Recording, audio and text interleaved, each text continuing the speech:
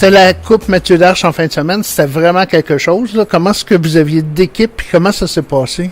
Écoute, cette année, on a innové un petit peu. On avait deux catégories. On a eu le U16 et le U18. À l'intérieur du U16, il y avait 4 équipes. Et puis, à l'intérieur du U18, il y avait 8 équipes.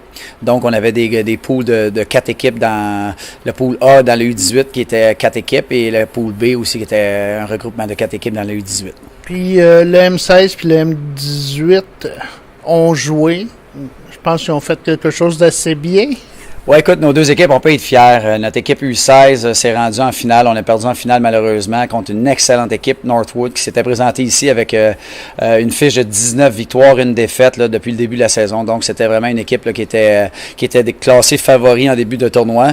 Puis, dans le round robin, on les a même battus 3-2, ce qui a quand même causé une certaine surprise. Puis, on les a revus en finale pour une défaite de 3-1, mais je pense que nos joueurs, on peut être fiers pour le U16. Pour ce qui est du U18, ça a été une belle performance également aussi. On a perdu en demi-finale en prolongation de surcroît, donc contre Hill Academy, l'équipe qui a gagné le tournoi, qui a finalement été championne cette année. Donc, pour ça que notre U18 a bien performé aussi. Les deux équipes, là, on peut être très fiers d'eux.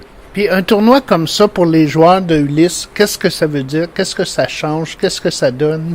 Bien, c'est sûr de jouer au Québec. Écoute, on appelle ça des travel teams. Hein? Les deux équipes sont appelées à voyager beaucoup. Donc, d'avoir la chance de jouer à la maison devant leurs parents. Il y a des scouts aussi du Québec qui peuvent venir voir nos joueurs, que ce soit des scouts, là, des dépisteurs du collégial, ça peut être des dépisteurs du junior majeur.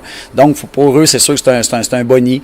Et puis, la motivation est encore plus grande de performer devant leurs familles qui sont en grand nombre normalement dans les estrades. Fait qu'on peut dire défi relevé pour la deuxième édition de la Coupe Mathieu Darche. Absolument, un grand succès. Écoute, l'an prochain, on va probablement augmenter le nombre d'équipes.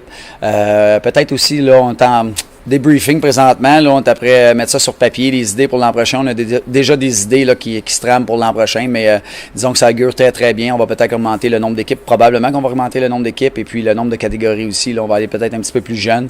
Juste leur faire voir un petit peu c'est quoi le calibre du U16, U18, ce qui les attend dans le futur. Fait que c'est un peu ça qu'on va aller chercher aussi avec l'intérêt de ces jeunes-là pour voir là, c'est quoi qui les attend dans le futur.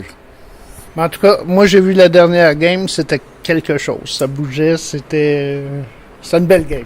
Alors, ce qui a été bien le fun cette année, c'est que c'est ça, on a vraiment eu une belle parité au niveau des équipes dans les deux divisions. Il y a eu, à part peut-être un match, là, 10-0, une victoire écrasante de Northwood contre Stansted dans le U16, mais le reste, on a eu des matchs en prolongation, on a eu des matchs qui se sont terminés en fusillade, on a eu des matchs serrés par un but ou deux de différence. Fait que pour ça que je pense que les équipes ont été agréablement surpris du calibre de jeu, mais aussi de la parité qu'on a offert cette année. Ça fait que c'est certain que la plupart nous ont déjà dit qu'ils seraient de retour l'an prochain parce qu'ils ont adoré leur expérience. Bon, ben, on lâche pas. Bravo Ulysse, lâchez pas. Merci beaucoup.